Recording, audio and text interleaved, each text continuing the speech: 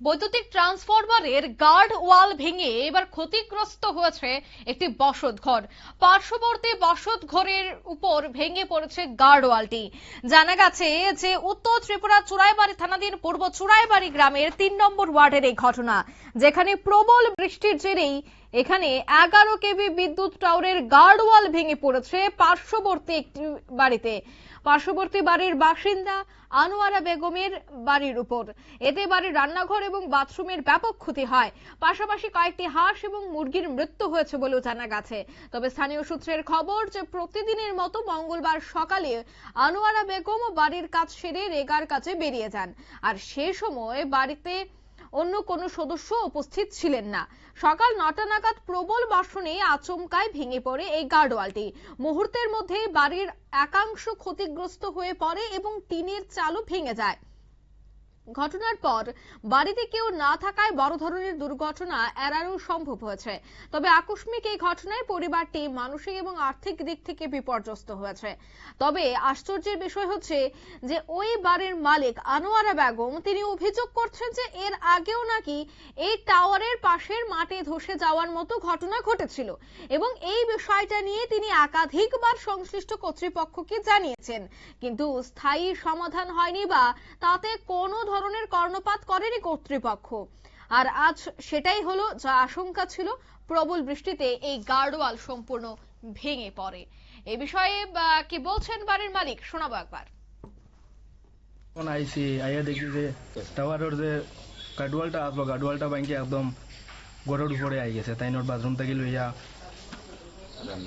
রান্নাঘর বাথরুম মুরগির ঘর আসলো অন্য নিচে, মুরগির ঘর ঢুকিয়েছে মাটির নিচে। মুরুগুরু মোর সন্তানো বাথরুমের একদম ট্যাঙ্কি উঙ্কি ভাঙি গেছে। তাছাড়া হয়তো রান্নাঘর তারা রান্না বান্না করিয়া তুই আগে আইয়া খাইব, খাবার তো এখনো ইয়ে হয়েছে না, তারা তো রান্নাঘর পাইতে আইয়া ভাঙ্গা মাটির নিচে। আনোয়ারা বেগম, এটা চুরাইবাড়ি পঞ্চায়েত, পূর্ব চুরাইবাড়ি। ৯টার সময় আমি গেছি রেখার কাজ দেওয়ার পরে আমরা তারা ফোন করিয়া আমার কইছে তোমরা ওয়াল ভাঙ্গিয়া পড়ছে। ওখানে আইসি ঘর আইয়া দেখে আমার মুরুখ সব মরিয়া ওয়াল ভাঙ্গিয়া পড়িয়া পাকঘর ডেক কড়াই বর্তন সব তার একবারে মাটির নিচে ঢুকে গেছে। আমরা সকালে খাইছি না তো রেখার কাজটা খাইয়া খাইতাম যে করতাম, সব ভাঙ্গিয়া পড়িয়া এটা একটা টাওয়ার আজ বাক্কা কদিন থাকি হর ৪-৫ মাস থাকি হইব। তারা প্রথম যখন একটু মাটি ভাঙ্গি পড়ে তারা কইছি।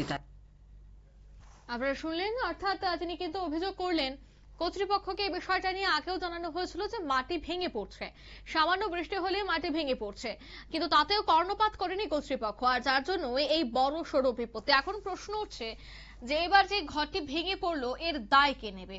যদিও সেই ঘরটি ভেঙে যাওয়ার পর ক্ষতিপূরণ দেওয়া হবে, কিন্তু যে হাঁস মুরগিটির মৃত্যু হলো তাদের কি ফিরিয়ে পাওয়া সম্ভব? বা যে বসত ঘরটি সম্পূর্ণ সাজানো ছিল সেটাকে নতুন ভাবে তৈরি করা এবং এতদিন পর্যন্ত তৈরি হওয়া পর্যন্ত বাড়ির মালিককে এভাবে অন্যত্র থাকা, এই হেনস্থা কে এবার ভুগবে কর্তৃপক্ষ? এই নিয়ে কিন্তু প্রশ্ন উঠছে। অর্থাৎ অসাবধানতা এবং কর্তৃপক্ষের গাফিলতির কারণেই কিন্তু আজ এই দুর্ঘটনাটি ঘটলো। নিয়ে নিচ্ছি ছোট্ট একটি বিজ্ঞাপন বিরতির সঙ্গে থাকুন।